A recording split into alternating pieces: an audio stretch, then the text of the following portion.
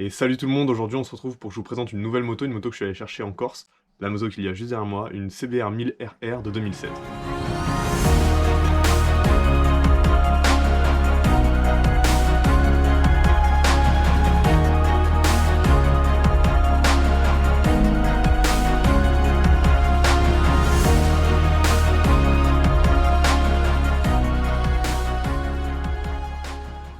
Donc comme je vous l'ai dit, je suis allé la chercher en Corse, alors j'avais filmé tout le voyage, malheureusement la carte SD n'a pas été détectée par la GoPro à un moment, du coup ça a dû tout formater, j'ai pas pu récupérer les images.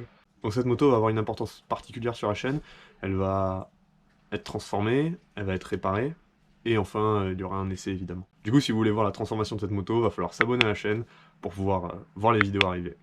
Allez, je vous montre un petit tour de la moto, comme ça vous voyez un peu ce qu'il y a à réparer, un peu les projets que j'ai pour elle, et puis ce sera tout. Moi alors, parlons d'abord esthétique. Alors je sais que de loin elle peut paraître plutôt propre, mais on voit qu'il y a plein de problèmes. Bon, ça c'est pas très beau. Il y a plein de soucis, je sais pas si ça se voit très bien, mais les autocollants sont enlevés, mais il y a la colle qui est restée. La qualité de la peinture est vraiment horrible. Encore une fois, ça se voit pas très bien à la caméra. Là, il y a des petits pocs, mais en fait elle est granuleuse. C'est pas égalisé en fait. Des fois il y a des endroits où c'est très sombre, des fois où c'est un peu gris. Voilà, donc c'est un problème. Que ce soit du côté droit ou gauche. Le côté droit d'ailleurs c'est assez violent. Je sais pas si on voit que c'est rayé un peu. Pareil, le CBR est tout moche. Là on a la peinture qui a bullé. Donc ça pareil c'est pas possible à garder. On a la selle qui est percée, qui est remplie d'eau et qui est dure comme du béton. Donc ça va dégager et puis on va en mettre une nouvelle. Bon pareil, la coque arrière elle est pas très jolie, elle est un peu abîmée.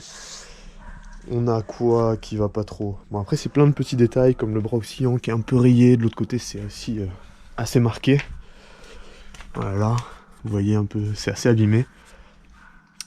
À part ça au niveau esthétique, c'est un peu vraiment les seuls défauts qu'il y a. C'est assez propre, mais c'est vrai que tout l'habillage de la moto est plutôt abîmé quoi. Pour ce qui est de la mécanique, alors on aura évidemment les classiques avec une révision complète, donc bougie, filtre à huile, filtre à air, etc.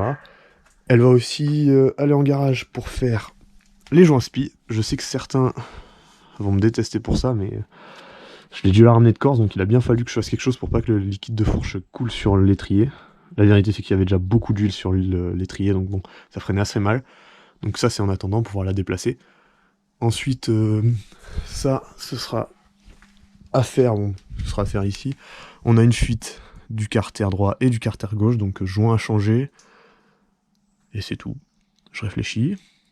Oui, on a à peu près tout, hein, voilà. Pour tout vous dire, je suis assez content parce que cette moto, je l'ai pas payée cher, je l'ai eu à 2200 € et elle est plutôt en bon état. Les réparations sont assez mineures, alors je vais laisser des pros s'occuper des joints spi, je préfère. J'ai pas du tout envie d'avoir de problème sur une fourche, surtout sur une sportive. Tout le reste, je le ferai moi-même. Et entre les carénages, les réparations, ça va vraiment pas me coûter cher. En tout cas, si vous voulez voir la suite, comme je vous l'ai dit, je vous invite à vous abonner. Et ciao tout le monde!